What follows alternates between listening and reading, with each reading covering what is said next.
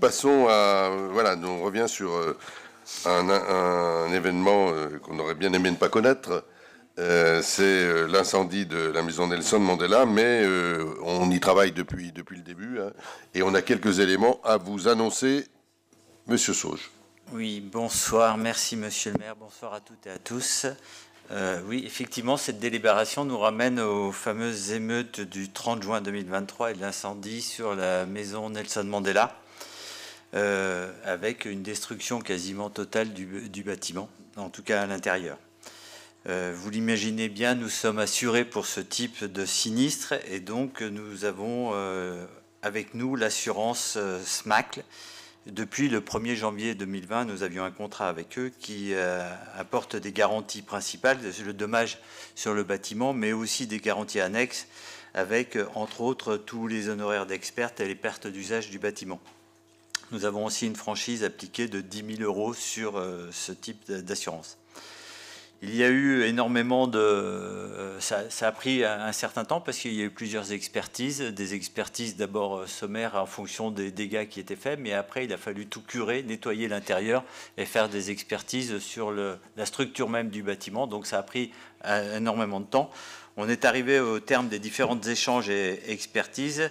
Et pour un souci de simplification, la mairie et l'assurance ont convenu d'établir un protocole d'accord transactionnel qui fixe les 2 points suivants. La fixation d'une somme globale forfaitaire et définitive de 1 600 000 € au titre du préjudice indemnisable afférent aux faits précités.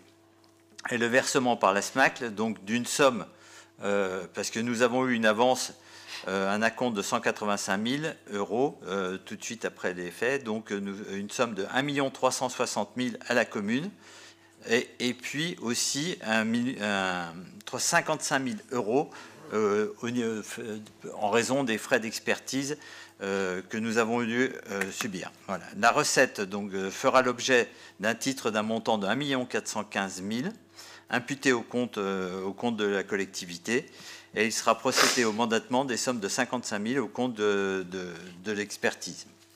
Il est expressément convenu entre les parties que le présent accord constitue une transaction au sens des articles 2044 et suivants du Code civil et fait ainsi obstacle à toute action en justice ayant le même objet conformément aux dispositions de l'article 2052 du dit Code.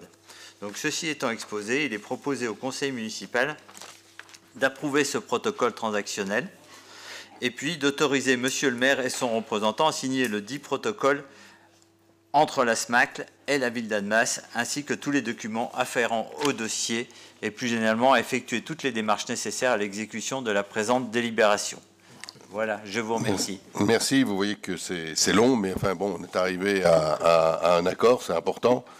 Ce que je voudrais ajouter, c'est que on a aussi, nos services ont travaillé pour engager les travaux dans le cadre des assises de quartier. On a mis au point un programme avec tous les participants de la nouvelle maison Nelson Mandela. Sur la base de ce programme, il y a un travail technique d'architecte qui est fait. On a pu garder la même équipe de maîtrise d'œuvre que celle qui était sur place pour s'occuper des travaux liés à les économies d'énergie, oui, la protection qui était en place. Donc on a gagné du temps. Là, il y a actuellement des appels d'offres pour les entreprises. On espère, on souhaite vraiment, alors il ne sera pas fini totalement, mais on espère que fin 2025, une partie pourra être terminée et mise à disposition des habitants du Perrier, comme une maison de quartier, centre social, puisque là aussi, vous le savez, on travaille, on a eu l'occasion de l'annoncer, on travaille en lien avec l'AMJC, en accord avec l'AMJC, pour créer un centre social en partenariat avec la CAF.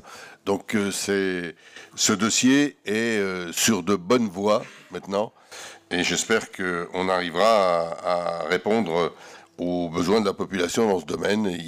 Cette maison de quartier est très attendue, mais on y travaille de manière très, très active. Voilà l'information que je pouvais vous donner. Est-ce qu'il y a d'autres interventions?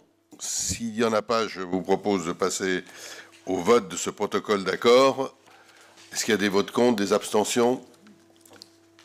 Merci.